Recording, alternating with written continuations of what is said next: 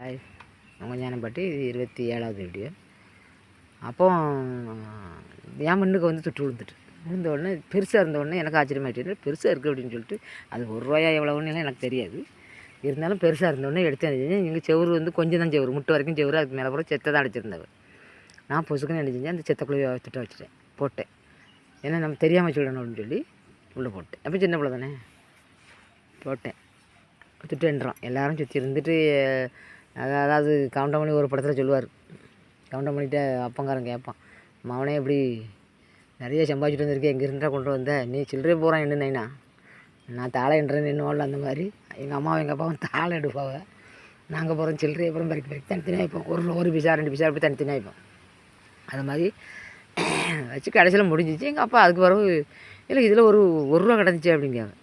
எங்கள் அக்கா நான் இல்லைங்க, நான் இல்லைங்க, என் தம்பி நான் இல்லைங்க, யாருமே நான் எல்லாருமே நாங்கள் இல்லை உள்ளே ₹1 கிடந்துச்சு, நான் மாற்றாமல் 10 ரூபா போட்டிருந்தேன். வரும்போது கூட நான் அதை எடுத்து பார்த்துட்டு உள்ளே போட்டுட்டு உங்கள்கிட்டலாம் காமிக்கணும் அப்படின்னு சொல்லி நான் கொண்டு வந்தேன் அப்படின்னு எங்கள் அப்பா சொல்கிறாவ. எங்கள் அம்மையும் சரி விடுங்க, அது எங்கே போச்சோ அப்படிங்க. இல்லை அதுக்கு வந்தே ஆகணும், நம்ம இத்தனை பேர் தான் இருக்கோம் அப்படின்னு சொல்லி அந்த கடனை கண்டுபிடிக்கணும்னு எங்கள் அப்பாங்க. நான் இல்லைங்க, எங்கள் அக்கா நான் இல்லை, எங்கள் அக்கா எடுத்தாலும் எங்கள் அக்கா எடுக்கணும்டா, இருந்தாலும் பெரிய பிள்ளை எடுத்தாலுமே சொல்லிடுவா. எனக்கு வந்து சொன்னால் நம்ம அப்போ பத்திரமா வச்சுருந்தேன்னு சொன்ன உடனே எனக்கு பயம் வந்துட்டு, ஐயோ அப்போ நம்ம சொன்னாச்சுனாக்கி நம்மளை அடிச்சு விடுவோம் அப்படிங்கிற பயத்தில் இல்லைன்னு சாதிச்சாச்சு. சாதிக்கும் எங்கள் அப்பா என்ன பண்ணேன்னு தெரியாமல் சிரட்டையை 2 சிரட்டையை கீழே கவுத்தி போட்டாவ. எங்கள் அக்காளுக்கு 2 சிரட்டை, எனக்கு 2 சிரட்டை, என் தம்பிக்கு 2 சிரட்டை கவுத்தி போட்டு அந்த சிரட்டை முக்கலையா மொன்னிலையா உப்பள்ளி வச்சாவ, முட்டு போடுங்கன்ட்டாவ. உண்மையை சொல்கிற வரைக்கும் விட மாட்டேங்க, முட்டு போடுங்க அப்படின்னு. ஐயோ வெறும் காலில் பாவடையெல்லாம் தூக்கியாச்சு, முட்டை போட்டு வச்சாச்சு, நிற்க முடியல. அவள் என்ன வயிறா சொல்லி தொலை, நீ எடுத்திருந்தேன்னா சொல்லிடுங்க போவேன், நான் எங்கே போய் எடுத்தேன் அப்படிங்க. ஒன்றால் நானும் கிடக்கேன், எங்கள் அக்காளுக்கு தெரிஞ்சு போச்சு நான் தான் எடுத்துருப்பேன், உடனே நீ தான் எடுத்துருக்கான்ட்டு என்னை அடிக்கா. அதையும் பட்டுக்கிட்டு இல்லைங்க.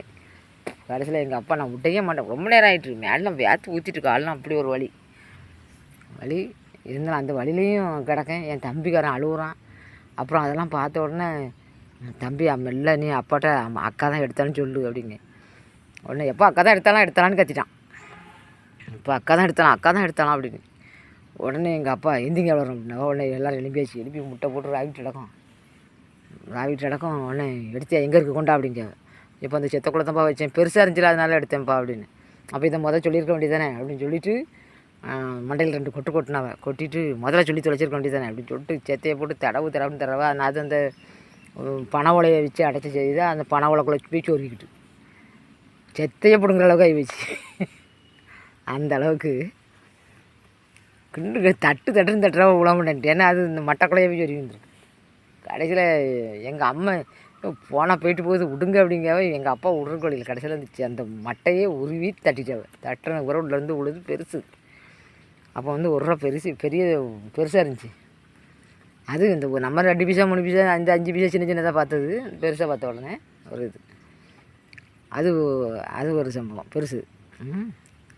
அதுக்கப்புறம் ஸ்கூலுக்கு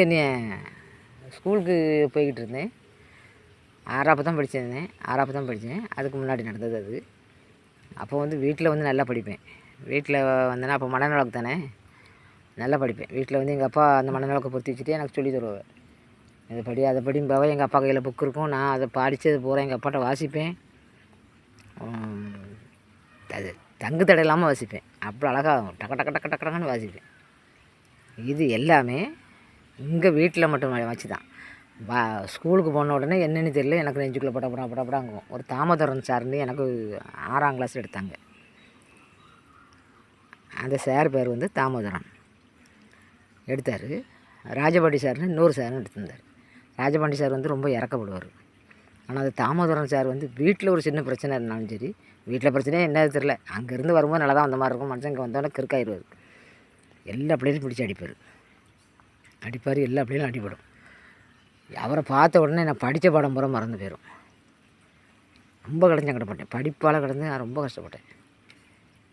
எங்கள் வீட்டில் வந்து அழுவேன், எப்பா இப்படி படிச்சுட்டு போனது பூரா எனக்கு மறந்து போகுதுப்பா அப்படிம்பேன். எங்கள் அப்பா இருந்தாலும் அப்படிலாம் இருக்கக்கூடாது, அப்படி இரு தைரியமாயிரு இப்படி எங்கள் அப்பா எவ்வளவோ சொல்லி தந்தவர். இப்படி தைரியமாக இருக்கணும் அப்படின்னு சொல்லி தருவார். அப்படிலாம் இல்லை, நான் அங்கேருந்து போகிற வரைக்கும் போகிறது, அங்கே போன உடனே சுத்தமாக மறந்துடுவேன். சரி மக்களே, அடுத்த வீடியோவில் போடுறேன்.